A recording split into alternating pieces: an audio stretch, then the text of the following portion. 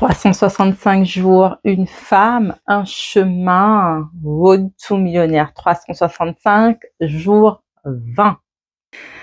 Alors, aujourd'hui, je veux te parler de ce que je remarque chez moi, de ce que j'observe, de ce que je vis, de ce que je ressens depuis que je travaille sur la dépendance émotionnelle à travers l'EFT. Et ce matin, il s'est passé quelque chose d'un peu insolite. Mon conjoint a démarré la voiture de son travail, un utilitaire. Il a refermé la porte et la voiture, en fait, s'est verrouillée toute seule, moteur allumé, vitre fermée et personne à l'intérieur. J'ai rigolé et je lui ai simplement dit, bon, c'est pas la peine de stresser, ça va aller. Et là, il m'a répondu, emporté par son stress et son agacement de la situation, que c'était moi qui le stressais, de pourquoi en fait je lui avais dit ça. En clair, il a déversé ses émotions sur moi. Et moi, je suis restée là, calme, détendue, sereine, chose en fait qu'il aurait été impossible il y a encore plusieurs semaines. Je serais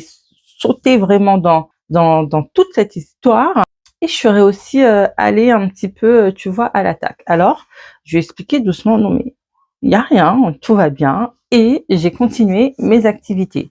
En clair, je n'ai pas pris son stress, je ne suis pas rentrée dans le conflit et je n'ai pas cherché en fait à contrôler la situation. Je n'ai même pas insisté pour comprendre pourquoi il réagissait comme ça. Je l'ai juste laissé.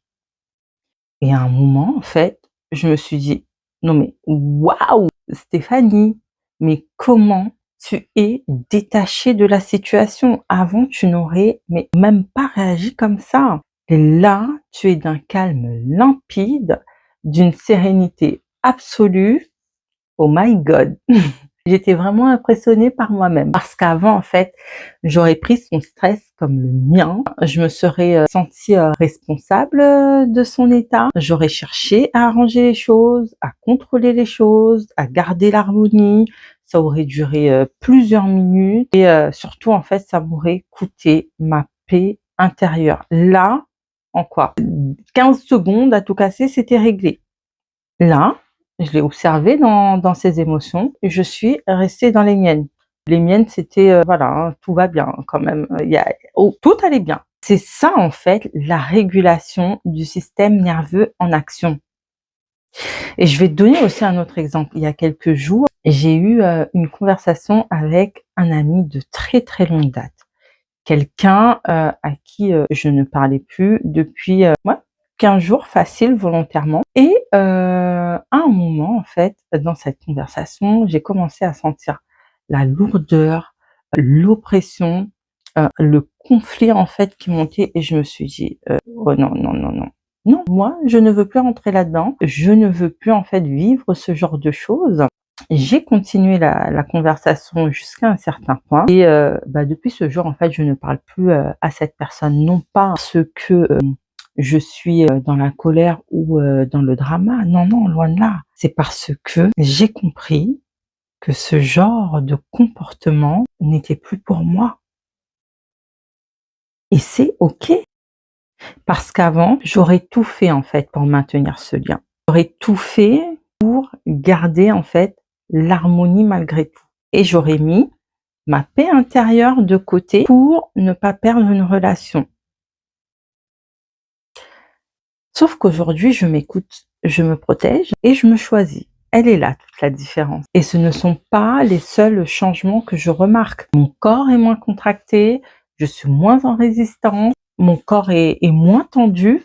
Vraiment, j'ai cette sensation que quelque chose, tu vois, s'est dénoué à l'intérieur de moi. Et c'est tellement beau à vivre et à ressentir. Ma façon de penser a changé.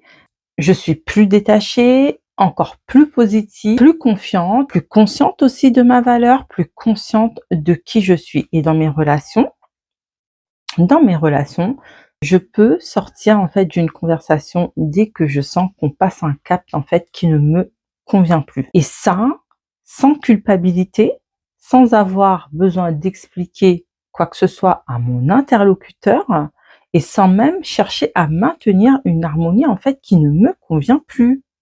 C'est incroyable parce que du coup en fait je me vois plus épanouie, plus posée, plus connectée à moi-même aussi. Et il y a quelque chose en fait que je n'avais pas anticipé. C'est que en ayant en fait plus d'espace intérieur, que je sois vraiment plus concentrée en fait sur mes objectifs, encore plus focus sur mes projets, sur moi-même, comme si travailler en fait sur la dépendance émotionnelle m'avait libérée de tellement de choses, de tellement de patterns, de tellement de schémas, que toute cette énergie en fait qui était mobilisée dans l'attente, dans le contrôle, dans les histoires que je me faisais en fait, aujourd'hui, elle est là pleinement pour m'aider à créer, à avancer, à construire en fait. Je suis vraiment plus dévouée à moi-même, à mes désirs, à mes envies. Et c'est incroyable parce que c'est là que tout se connecte. Road to millionnaire, tu vois, 365, ce n'est pas un défi de visibilité ou de performance. C'est vraiment cette femme qui laisse enfin émerger cette part qui vit vraiment en elle, cette identité qui cherche à émerger depuis longtemps et qui mérite enfin, en fait, de prendre toute sa place. Et son énergie est enfin disponible pour ça. Une femme qui se régule, se voit, se reconnaît et avance vers la vie plus grande qu'il appelle depuis qu'elle est vraiment. Il n'y a pas de mystère, il n'y a pas à chercher, il n'y a pas à tergiverser. Tout commence par qui tu es. Tout commence par ce que tu tolères. Tout commence dès lors où tu poses des limites respectables pour toi. Tout commence dès lors que tu te choisis et que tu t'autorises en fait à te reconnaître et à être libre. Jour 20, Road to Millionnaire 365, le chemin continue.